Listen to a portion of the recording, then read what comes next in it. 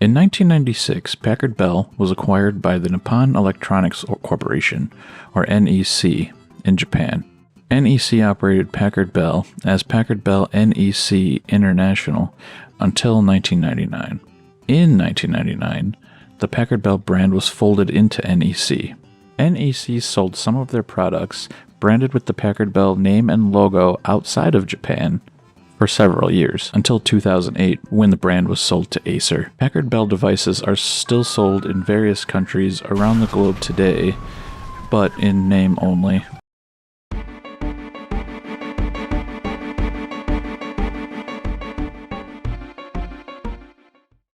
This is the Packard Bell Aloha 4732C from Canada. It was also sold as the Aloha 5860i in the Netherlands. This computer debuted in 2000 and, from what I can tell, was discontinued in 2001. In Japan, this computer was sold as the NEC PowerMate SL or ES Slim. It came from the factory with interchangeable faceplates for the desktop in similar colors to the iMac at the time. This mint color is the standard, with orange and blue available to switch to. The Aloha came with a 733 MHz socket 370 Intel Celeron processor, 128 MB of RAM, but expandable to 512, a 20 GB IDE hard drive, a 12-speed DVD-ROM, and a 1.4 MB floppy. The onboard video is the Intel i810E, AC97 sound, and a 56K modem. The motherboard has 2 RAM slots and 2 PCI slots. It was originally bundled with a 17-inch SVGA CRT monitor with 2 5-watt speakers attached. It also came with a Packard Bell branded Logitech wireless keyboard and mouse. I got my machine for parts or not working on eBay in 2020. It was sold in the United States, so I have a good idea why it was listed as not working. It had the power supply switch set to 220 volts instead of 110 volts. I flipped that and the computer booted right up. Unfortunately, the hard drive was toast. The case was very dirty and the optical drive door was broken and hanging off. I cut a piece of paperclip and heated it up and stuck it into the side of the door where a plastic clip was missing. This was an easy fix and the door works just as it should once again. I have since installed an IDE to SD card adapter, which I first installed Windows 98 to, but I was missing a lot of drivers. I installed what came with the computer, Windows Me, and it recognized every piece of hardware and runs great. Mine is missing the top or left side plastic. I have been trying to come up with a creative solution to replace that, as I doubt I'll ever see another one of these machines in the wild.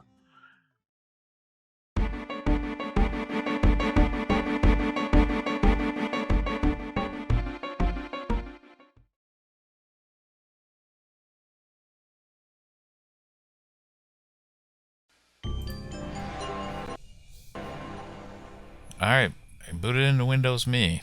So we're going to run 3D Mark 99 here. You can see it actually looks pretty good. This is the stock embedded Intel 800 graphics, and there we go, 3019 3D Marks. Not too bad, but that's 3D Mark 99. Here's 3D Mark 2001 SE. You can see the frame rate goes between 8 and about 20 FPS, but it's usually on the lower side depending on what's on the screen at the time. But it looks okay, I guess. That's at 1024 by 768. So here we go, 573 3D Marks. It's not the worst thing I've ever seen. Here's Quake 2, running in 1024 by 768. It is in software rendering. We cannot enable any of the GL modes on this onboard graphics. But it plays fine. I'm not very good at it, and I can't figure out the mouse look for some reason. Yeah, but it looks fine. If you up the resolution at all, it plays like shit. Here's Flight Simulator 2000, and this, looks okay. This is in 1024 by 768 as well, running 16 million colors. I got all the graphics turned up to dense, so the draw distance and everything is pretty high, and it was playing fine. I can't get the FPS counter to show on it for some reason, but I couldn't get it in Quake either, but it's fine. And yeah, so that looks fine.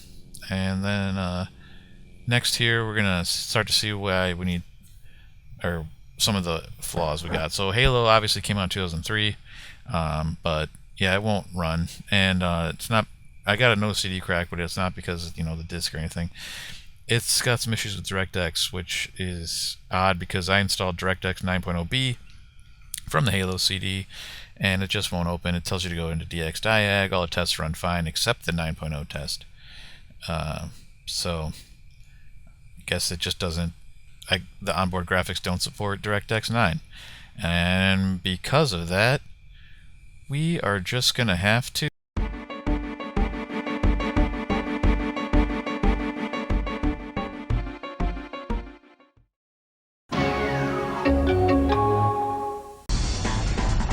keep cool, keep all the power. ATI Radeon. Alright, so here we have a 1 gigahertz Pentium 3. We got a brand new, unopened, out of the box Radeon 9200 SE, the PCI variant, unfortunately, and 512 megabytes of RAM. Alright, to get into this thing, you just got one screw here to the left of the PCI slots. Take the top off, you got one screw right above that on the inside on this bar. Undo the ribbon cable for the floppy in the front. Then you can lift the bar straight up and pull back, and the floppy will come out, giving you access to the processor and RAM slots. Here we have the original Celeron 733 and the new 1 gigahertz Pentium 3. And to get to the PCI slots, just rip this bracket out. There's nothing holding it in. And I put the card in the bottom slot to allow for better cooling, but it's touching the CPU fan. It's just going to have to live like that for now.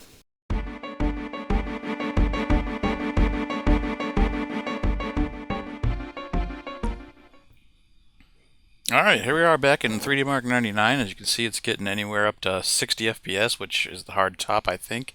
This first-person shooter is getting upwards of 30. And we got 4363, which is, if you remember earlier, we got 3019, so it's quite an improvement, and quite a lot more on the CPU 3D Marks. And this is 3D Mark 2001 now, and as you can see, this is getting way better frame rate. This is insane. This was getting like 8 to like 15, and it's going up to 60. Here's that matrix simulation. Sometimes it gets near 60. It's generally around 30, but this looks incredible compared to what it was with the stock configuration. Yeah, I'm not complaining about this at all. And there we go, 3039 3D Marks, which earlier we got 573 on the stock configuration. Yikes. And since we have DirectX 9 compatibility,